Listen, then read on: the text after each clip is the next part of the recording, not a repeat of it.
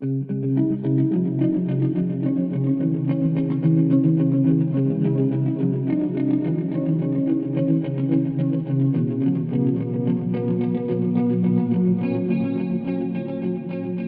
YouTubers, I want to welcome you to a new series of videos concentrating on recording. I guess you could call it bargain bin recording. Okay, and the reason is I've finally gotten to the stage after building the small pedal board that I wanted to try it out. And the best way to do that, for me anyway, I'd created some sounds for it and those kinds of things, is to record with it and see how it turns out. Okay? Now, this included hooking up my recording setup, basically. And I should mention, this is one thing I found, is that every time that you set up a recording process, right, if you change one little thing, it's going to sound different, right? And that's what I discovered. I hooked up, I have a computer, it's got some recording software on there, and I've used it in the past, and in fact this will be a subject for another video, because I had discovered some unreleased albums that I had recorded and then just kind of forgot about. So, but using that same recording computer, I have a kind of different setup. Okay, now in the past I just tried to simplify it down to just a left channel and a right channel. And because I do looping and it's all improvised on the spot, right, I basically just want to capture what's coming out of the speakers, basically, out of the left amplifier and the right amplifier. This time around, though, it's a little different. In fact, I had to adjust for that difference. And that is that this time around, I'm using the little pedal board that we had shown in previous videos, and instead of a left amp and a right amp, in the middle is a bass amp. So now instead of 2 channels we have 3. Now how does that change things, having 3 channels instead of 2?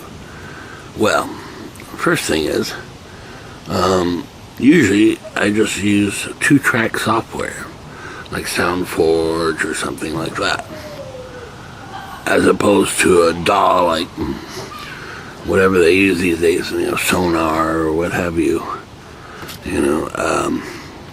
where you have, several channels. Okay, and my interface is a Motu, and I'll show you the setup here shortly, but it's basically a Motu Audio Express computer interface, and basically has 2 mic channels and 2 line inputs. So if I was going to mic all 3 amps, right, I have mic preamps on the 2 microphones, the left and right, but I need another mic preamp for a 3rd channel. And in this particular case, I think I have a little interface that's a mic pre, but in this case I just used a Mackie ZL3, I think it is, a little tiny mixer. I think it's like 12 channel or something, and those have mic pre's, right? And so for the bass amp mic, I use the Mackie VLZ3. So in other words, into the Motu interface, I have a mic from the left channel, in other words, a left amp, guitar amp, and then a mic to the right channel, which is a guitar amp.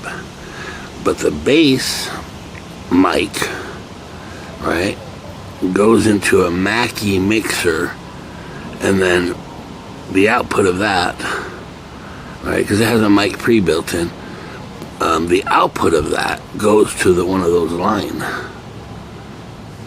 inputs into the audio interface, therefore giving me 3 channels. Okay, now this is where it gets kind of weird, is that, remember, this is improvised recording, you know, so basically I turn the recorder on and start playing. Okay, and so there's quite a few ways I could go about recording. Now we'll explore those in the future, but for this particular instance, basically I had to set the mixes beforehand, right, to use 2-track software. Basically I'd have the 2 tracks, and then the third one coming from the Mackie, the bass, would be mixed in, right, in between the 2 tracks, but it's still a 2-track recording. Okay, that's one way of doing it. So I tried that, and we'll see the results. Okay, and I tried a couple of test recordings, and what I discovered is that at the levels that I had, the mix that I had, the bass wasn't coming across as much because it was picking up some of the guitar reverb, guitar amp reverb. Now don't forget to get that third bass channel. I'm using a mini crossover, okay? So it doesn't eliminate all of the bass from the guitar amp. Most of it does, but there's still some left. And I found in the recording that I was getting reverb from the guitar amps, you know, the guitar amp reverb, for the bass part that wasn't going through the bass amp, mixed in with the bass amp. And it didn't sound quite the way I wanted. I wanted it more to where the bass sounds more direct. Okay, and that's another thing we can change. We'll talk about that as well. That's another option. But for right now, I'm just telling you the way I have it set up right now. And we'll take a look at that. So I found that then what I had to do is boost the third channel, if you like, from the mixer. You know, turn that up a bit to get more bass. And therefore, the reverb from the guitar amps wouldn't be such an issue.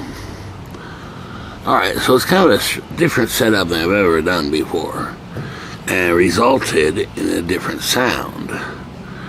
And for me, the way I can tell if it's going to work for me or not, of course, is the end result, sound-wise, but also to when I am recording, to not concentrate on the actual way it's being recorded, and more concentrate on the playing. And I was able to do that with this setup. Alright, so let's take a look at that. Alright, so I'm going to give you a little just rundown of the recording setup. Alright, and we'll start with the guitar right there. Right, it's a Parker. Right there, mahogany guitar. Then behind that we have the little bootlegger guitar, but I call it the bootlegger. Alright, and now here's the pedal board I used, right? Guitar goes into the pedal board. This is the small pedal board that has been featured on many of the past videos. I think we did 20-some videos putting this together, the little pedal board. Okay. Now from there, it goes into Fender Super Champ X2. And there I've got a combo, and above it a head. And same thing on the other side, but I only use one at a time. And then there's the little rolls crossover, and I have one for each channel. And that basically splits the signal into bass, which goes into a bass amp, and then the other signal goes into the guitar amp. And that goes into way over there. There's a bunch of cabinets and amps and things. But back there, there's a 2x12 Marshall speaker cabinet, one on each side. Okay, and so that takes care of the guitar signal. And they're mic'd up with Shure SM57 microphones. And that goes into, here's the recording computer, and it's nothing special, it's just a Dell PC. But above it, here we go. In fact, let me zoom in on that. There it is. That is the Mo2 Audio Express interface, and they come out with these interfaces so quickly that by now this is probably a pretty old one, really. But basically this connects to the computer, and here you've got 2 mic preamps, and the 2 microphones from the guitar amps, right, the left and right channel, come into this audio interface, and it's connected via USB to the PC right here above it. Okay, now here's the interesting thing. With the Mo2 Audio Express, you also get, let me bring that up here if I can. Let's see if we can see that. You get a virtual mixing board, pretty much, is what it is. And here you'll notice, oops, let me get that back. Here you'll notice that you've got all these channels here, right? Do you see that? Let me see if I can zoom in on this a little. So there you've got basically a trim knob, panning left and right here. Yeah, right here, we can follow the mouse. And then here, you've got the volume, right? And it's kind of a fader, but it's virtual software, basically. And so here you've got, they're all on mute right now. I can unmute them here. And basically, since I'm only going to use 3 channels here, basically the 2 microphones go here and here, the first 2 slots right here. But watch what happens. It's set in mono. Each one is in mono. Once they're set in mono, though, you can switch it so that up here, switch it to stereo. And you'll notice that now I'm only using 2. Because one is stereo, which is the guitar, and one of the faders here, right here, in stereo, and this is the third one, which is the bass. Or I can set it to mono, and then use 3 faders, one for the left, one for the right, and one for the mono. And usually what I do for the faders here, instead of using 3, I do set it for stereo. Just makes it a little simpler to use. Now, here's the dilemma. I'm also using just a bass, old school. It's actually a preamp, right? A PA preamp, basically. Power amp at 2 is built in, and that goes out to our infamous homemade PV with a 15-inch PV speaker in it. Alright, and that's turned out to be really great for bass stuff. And there I use a microphone as well, right here. But here, instead of a Shure SM57, I'm using a cheaper, older Nady or Natty, N-A-D-Y. I think it's S something.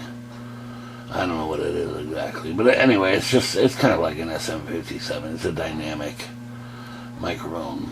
Okay. And for that, because the Motu right here, remember, it only has 2 mic preamps. I need a 3rd mic preamp, or else the levels would be all wrong. What it does have, though, is it has 2 line inputs. So to make up for that, I'm using, you'll be able to see it here. There we go. A little tiny Mackie VLZ3. Yeah, and I mean, it's small, a little tiny analog preamp. But you'll notice the microphone is plugged into it, right? The microphone cable's plugged in, so it's going down this channel strip of the Mackie VLZ3, and I'm using a mic preamp there. And I've got the volume kind of turned up. Instead of a fader, these cheaper ones have knobs. Same thing, though, basically. Okay, and that, the output of the Mackie goes into the line input of the Motu, right? And now we've got 3 channels. We have the left and right from the SM57 microphones that are miking the guitar amplifiers, and the 3rd one going through the Mackie into the line input of the Motu for the bass. And on the virtual mixer, the Motu mixer here, right? And let's make it simple. So I'm gonna turn off the mono. Okay, instead of stereo, it's mono.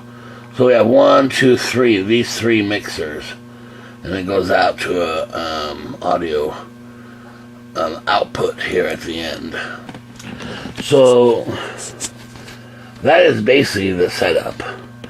And because we have this little virtual mixer right here, I can set the levels beforehand, before recording, instead of after recording.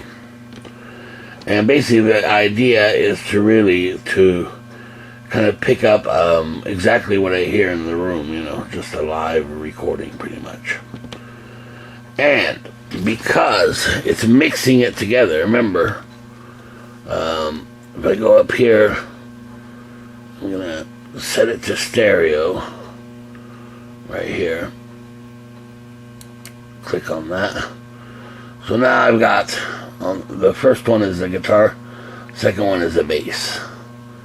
And I can get a mix here, and it'll still come out to 2 tracks on the output of the mixer right here.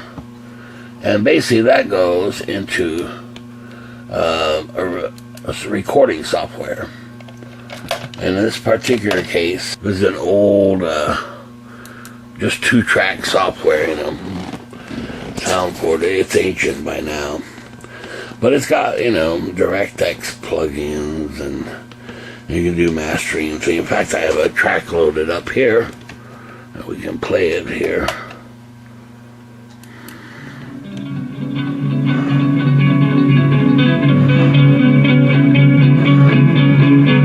And the output of this goes into this little tiny monitors right there. I forget what these are, but they're really small. I think they were like 99 bucks a pair for a monitor, but they're pretty small. Okay, now that's one possibility. Another one is if I want to, and this records only 2 tracks. Right, so this records the guitars, left and right, and then mixes in the bass line input. Right, but it's still only 2 tracks. Now another thing you can do is use something like this, which is just a DAW, basically, digital audio workstation software. This one in particular is a really old version of Sonar. I don't think it exists anymore. It's a cakewalk thing, but it does audio. And here you have tracks. So in other words, you can have multiple tracks here. Okay, and same kind of thing as the Q-Mix, really. It has virtual faders and those kinds of things, and EQ, and you can bring in plugins and those kinds of things. But the big deal about this one, of course, is that here on the tracks, for example, right, if I go here, the Motu shows up right here. I don't know if you can see that. And there, on this pull-down menu right here, it has left Motu analog 1, 2, right Motu analog 1, 2, stereo Motu analog 1, 2. And then same thing for the mic preamps and so on. So basically the difference here is that you have multiple tracks, not just two. In other words, we could have a separate track for the left channel guitar, amp, and then the right channel would be another track, and then the bass would be another track. So separate tracks, and that makes it a little easier to separate everything and then to mix it a little better once it's recorded. Whereas on the 2-track, the way it's mixed beforehand is the way you're going to get it. Now, the only reason I'm not using this all the time is just for the simplicity of the 2 tracks. Though I could use this as well. It's another option. In fact, there are quite a few different options. We'll go through them here over time. Okay? So that's the setup. And I wish I could tell you off the top of my head what those little monitors are. Anyway, but they weren't very expensive, and they're really good, actually. I wish they were a little louder, kind of hard to see.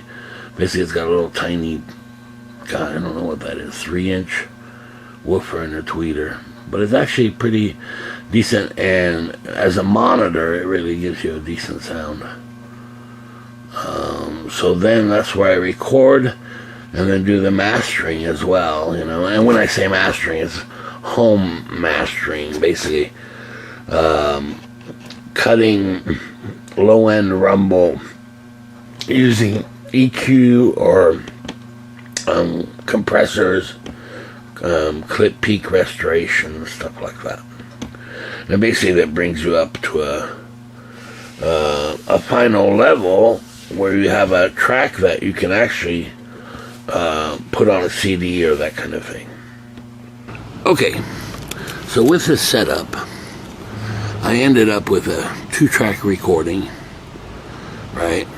But one of, rather than 2 channels, the third one is mixed in, right? So I end up still with 2 channels, but there's a third one mixed in between the 2, basically, right? But it's a 2-track recording still.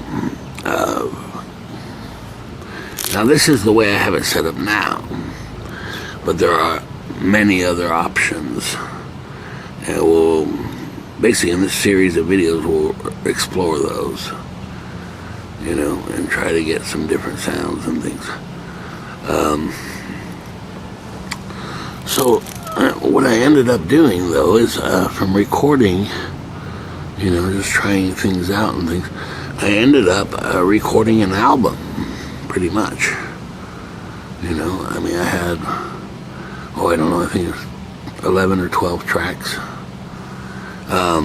Now, here's the thing. Trying out some of those sounds I had programmed in, on the little small pedal board, which we had done in the past. So I was using that. and basically improvising. I mean, just musical ideas, and created tracks that way. And we can definitely take a listen to some of those. Now, it's not perfect, because remember, it was improvised, and I'm sure I hit some wrong notes, but not a lot. But I know that one track in particular, I think it's track 9 or 10, I think 9, yeah, 9, where somehow I had hit a wrong note and looped it. So, as I was listening to the track, I was going, hey, wait a minute. There's, this wrong note kept showing up. So I may have to do further editing for that.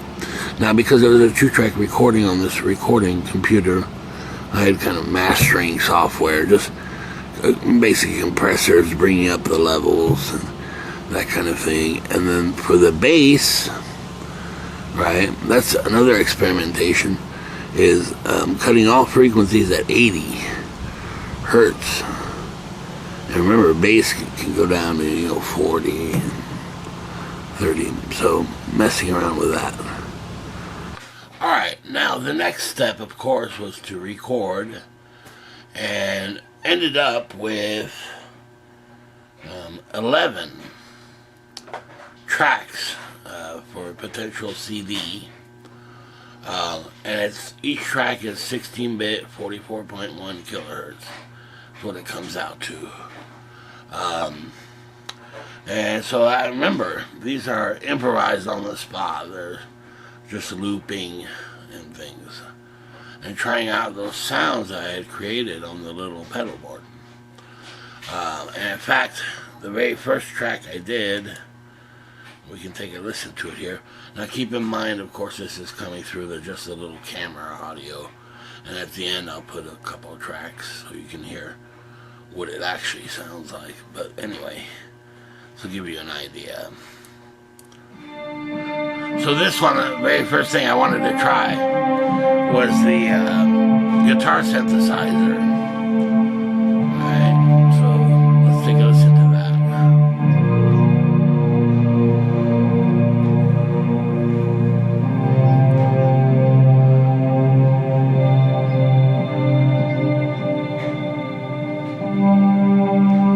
Yeah, so very film-like, sound-wise.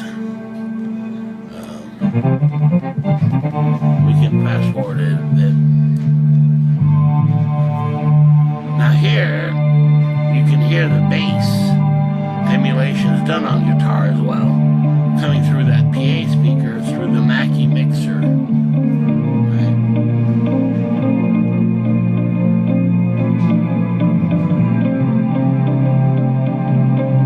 And then there's delayed guitar, those kind of things.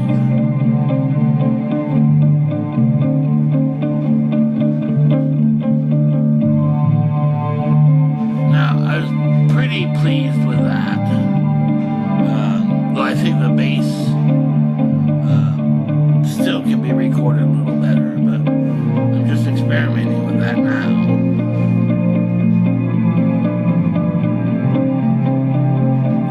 Very nice.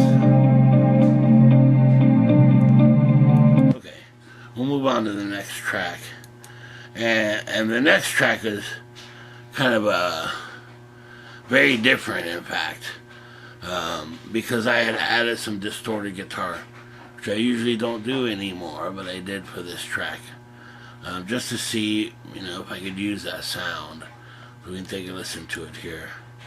It's a little different than what I usually play, but anyway. So you can hear that distorted rhythm guitar, the bass, and then regular guitar over that, and guitar synthesizer.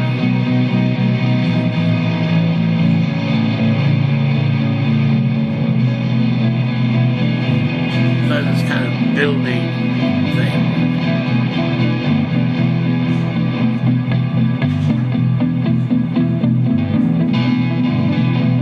There's that distorted guitar.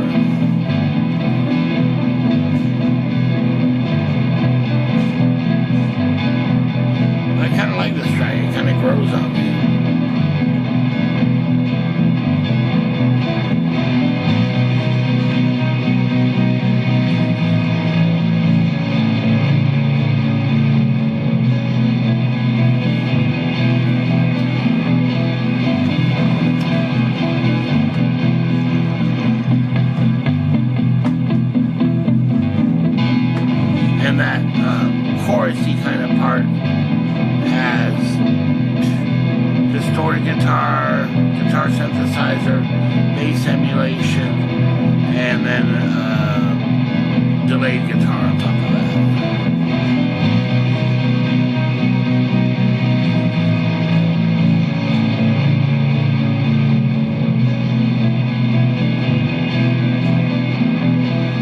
Pretty cool.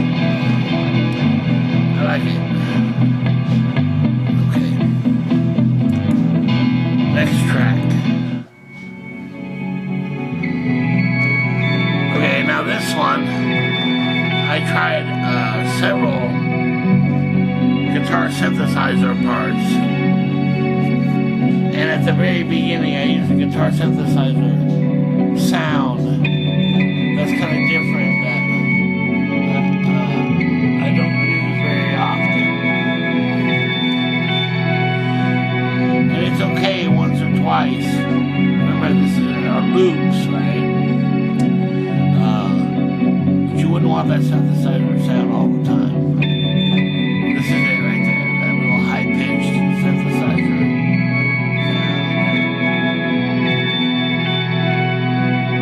sound. So, eventually I stopped that loop and used a different synthesizer sound, which is actually probably one of my favorites. Not this one, I'll tell you when.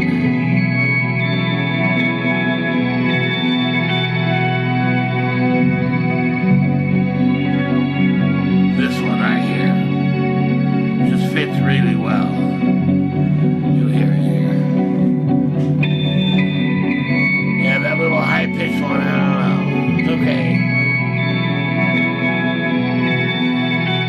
But eventually I get rid of it. Yeah, that synthesizer part I really like. The sound of it. It's got this delayed. Right here.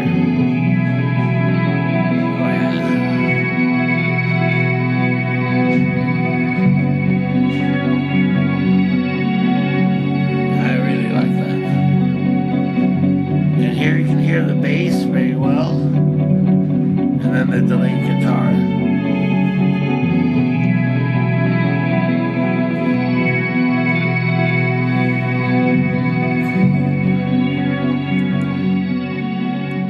And I like it because you can hear all the different parts. So it's along the same lines, though, but it has a lot of different sounds and things.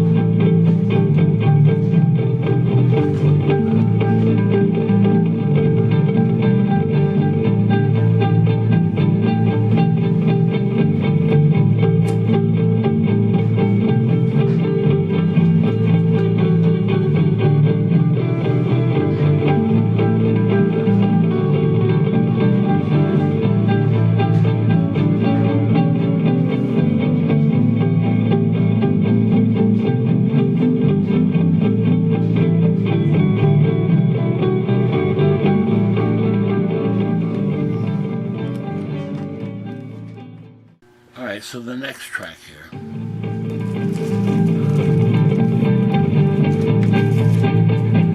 This is the 10-minute track actually.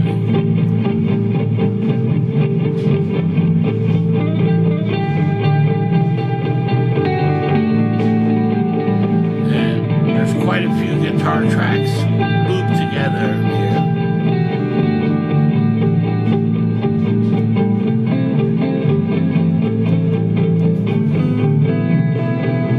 Basically, I'm going through the pedal board sounds, trying out different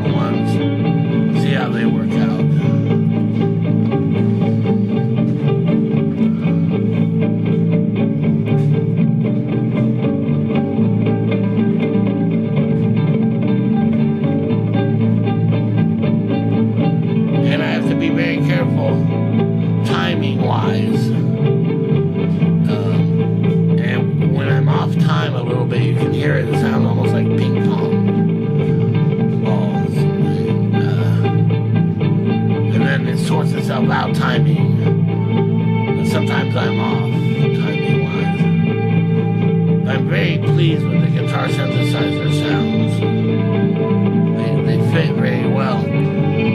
I had to really turn them down though, so that you could still hear the guitar part. And I did that on the pedal board. So when I recall the sound, the volume was at a pretty good level, balance-wise.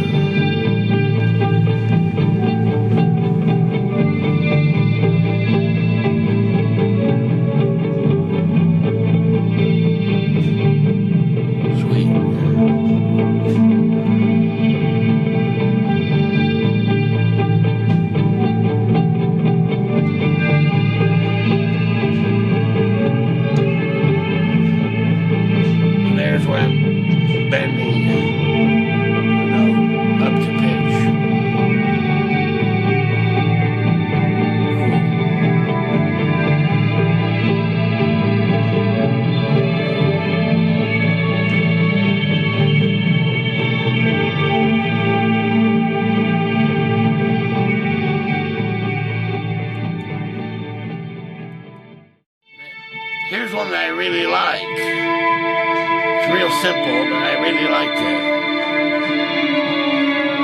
Gives me the feeling of like when you go on vacation, you know. I really like that synthesizer sound. Reminds me of Tangerine Dream. And there's the bass emulation, and here you can really hear it.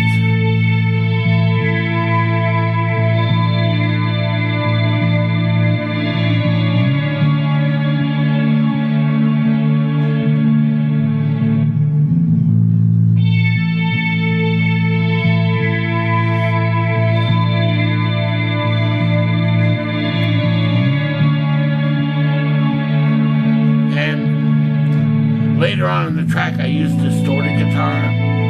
Tried to. Now this was clean guitar coming in. And what I really like is that the keyboard part, the synthesizer, guitar synthesizer, doesn't overwhelm the clean guitar. You can still hear the clean guitar sound.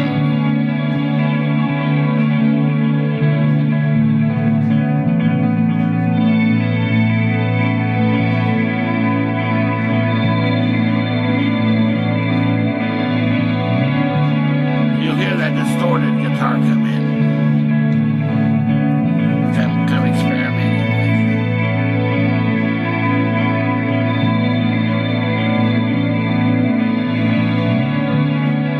So here I'm kind of building up the loop overall.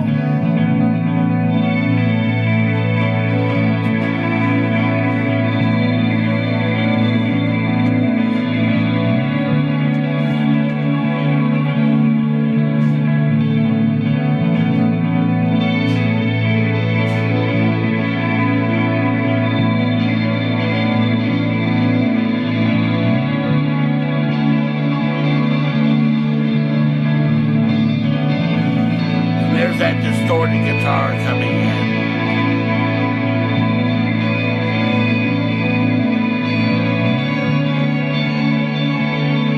Playing some little leads.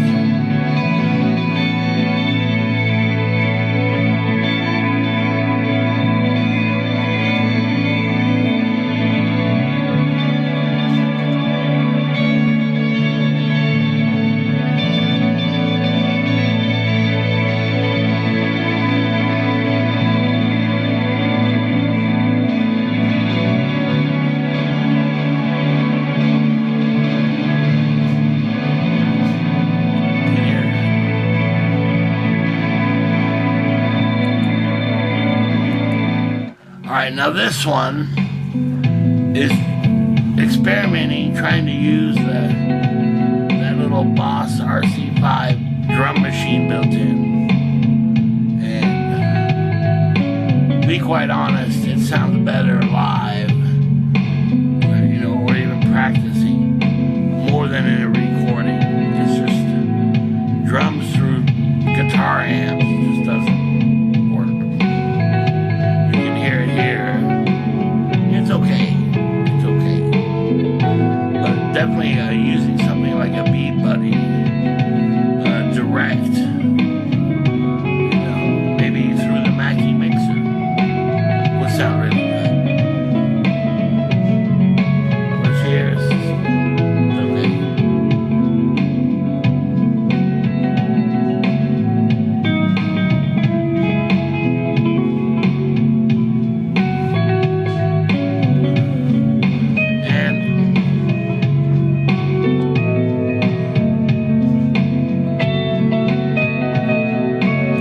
Now, I should mention, remember, this is a little 3-inch speaker monitor, so you're not going to get booming basses, but they're there, I promise you, because I've tried it in, you know, through a big stereo system and things like that, and that's where you can really hear it. Here you can't really hear it. Anyway, moving on, I decided the drums just weren't cutting it.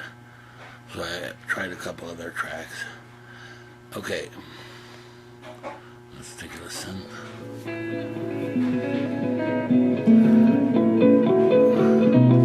Oh, I really like this one.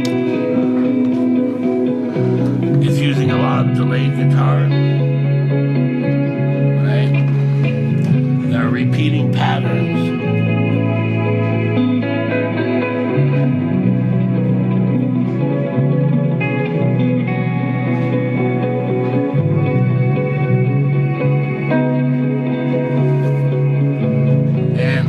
Big stereo system, you'll be able to hear the bass really well.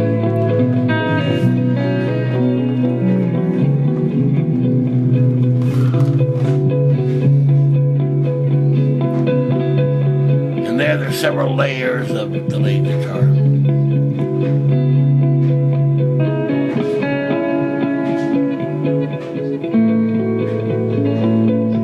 And there I'm playing also some chords on a different track, different guitar sound. Yeah, I like this one.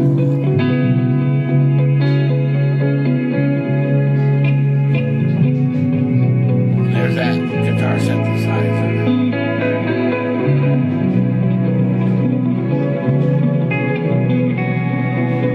And I really like it because it's spaced out enough that you can hear everything pretty clearly. It's not all jumbled up. I like this one.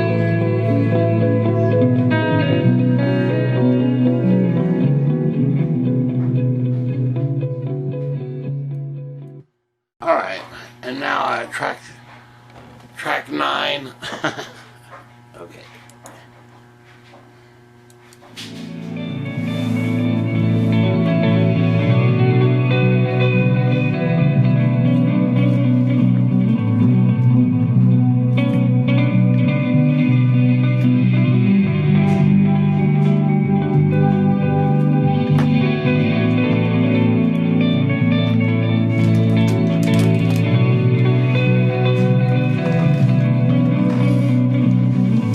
About this track is I'm using the synthesizer kind of as a bass, but also a bass guitar, and they work very well together. It actually works pretty well, and we can fast forward that.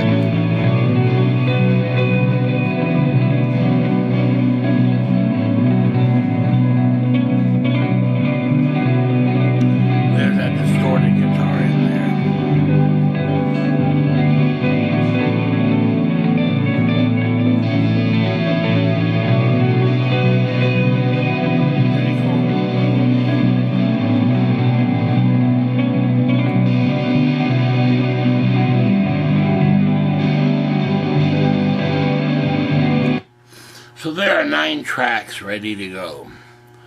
Now, here is the thing. I hadn't made one mistake at all until the 10th track. Remember, there's only 11 tracks, so I'm going to have to edit this one or delete it. One of the two, and we can hear it here, and I'll point out the mistake. You can probably hear it. Okay. And I looped the mistake, so it kept coming back. So we're going to have to cut that or redo a track. I'm not sure. So far, so good.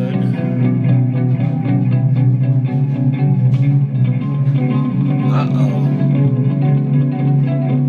The timing was off there. Right there. Did you hear that? It'll play again.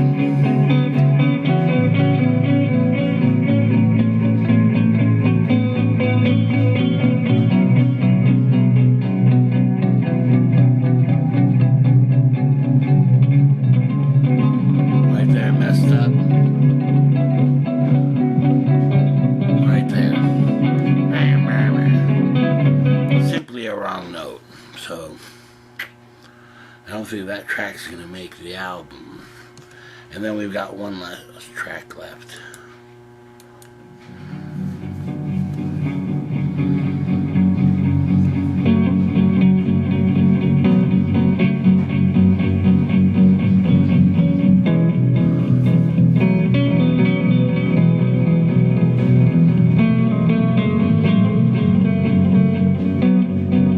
So here I've got a couple layers of guitar and then that bass running underneath it. And then above that, we've got some guitars playing kind of a chordal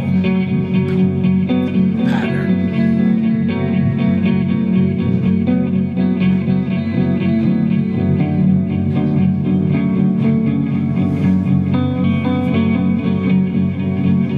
So I'm very pleased with the sound, especially the guitar parts.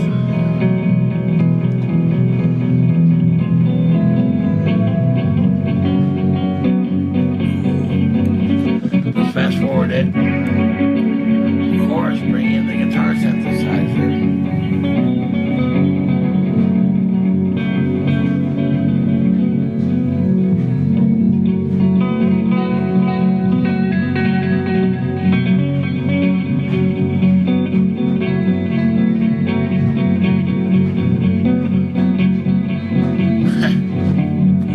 I say bring in the guitar synthesizer, and there's no guitar synthesizer. Let me fast forward a little bit more. Here it is.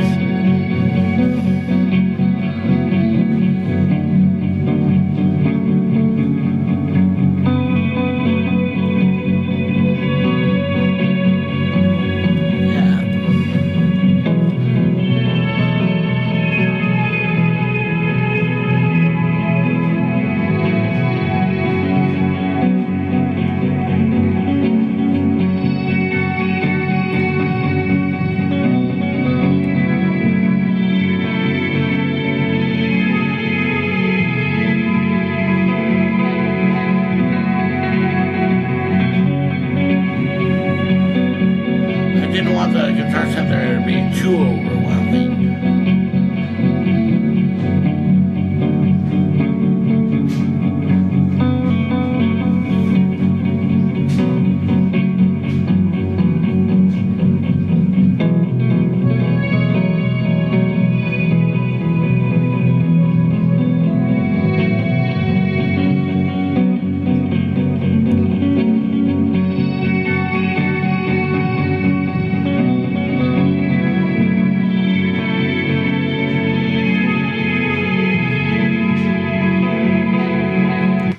So I really like that mix of delayed guitar and guitar synthesizer sound, and the bass as well.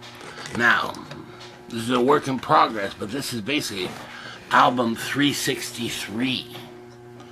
And right now it's at 48 minutes and 40 seconds. However, keep in mind we have that one lousy track where I basically flubbed it up, made a mistake, and it's that's track 10, and it's 4 minutes and 22 seconds. So the album could be 10 tracks at 44 minutes, or I could record something else and add to it. I don't know. But I know that that track cannot stay because I hit a wrong note. And, you know, when you're improvising like that, that can happen. But it's also, you know, if you don't try, you know, you won't get these surprises that sound pretty good. Overall, I like very much the album recording, and I like this recording setup. Now, I will experiment.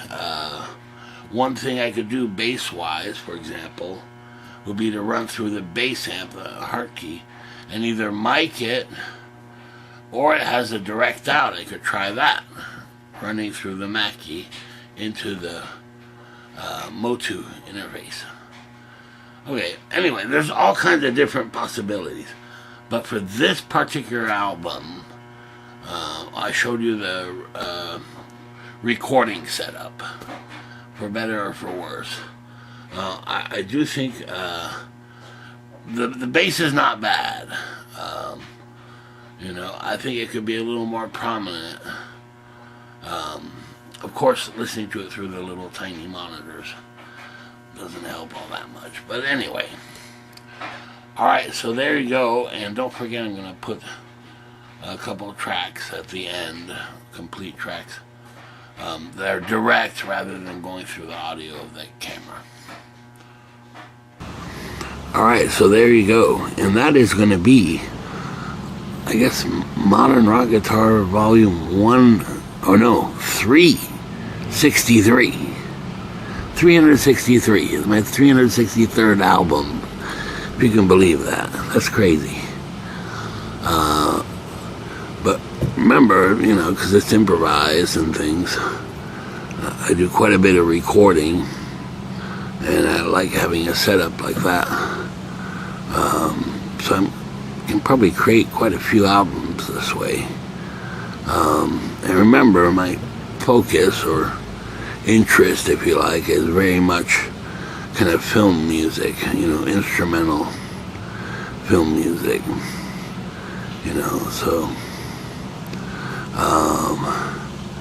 I think this will be a really good album, the 363.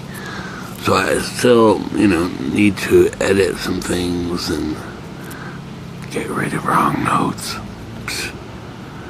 Okay, and bring up the levels and those kinds of things, and then choose which track, what order they're in and things, you know, and then you know, create the album cover, little graphic thing, and then I guess release it, you know. We'll go through something like CD Baby or DistroKid, that basically, you know, gives it to Amazon, iTunes, on and on and on, a bunch of music places. Then beyond that is, for me anyway, to try to take those tracks and try to license them for TV and film things, you know. And that's kind of fun, actually. Because you never know. You never know how that's going to go. I mean, I've had some that have come so close to being in a film or in a TV series or whatever. And it has to go through so many hurdles, you know, and you get to that final thing and then they decide, nah, I don't think so. You have to start at the beginning. But licensing is a lot of fun, you know. So besides releasing it just for music, you know, it's also for licensing.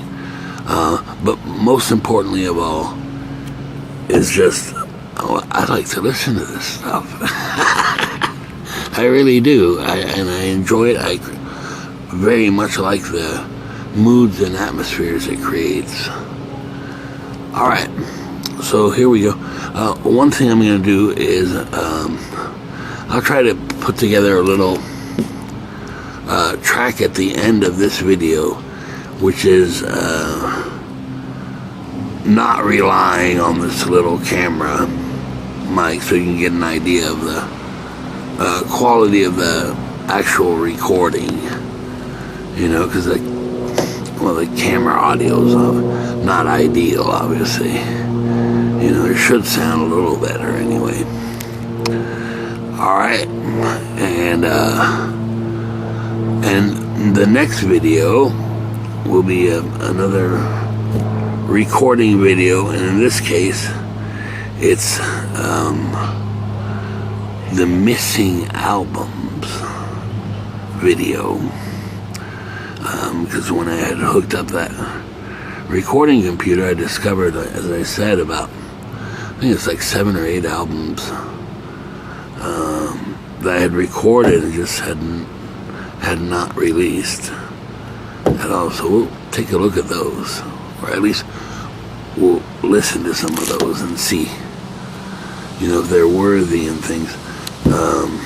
Well, that's for the next video. Alright, very good. See you next time. Okay, bye.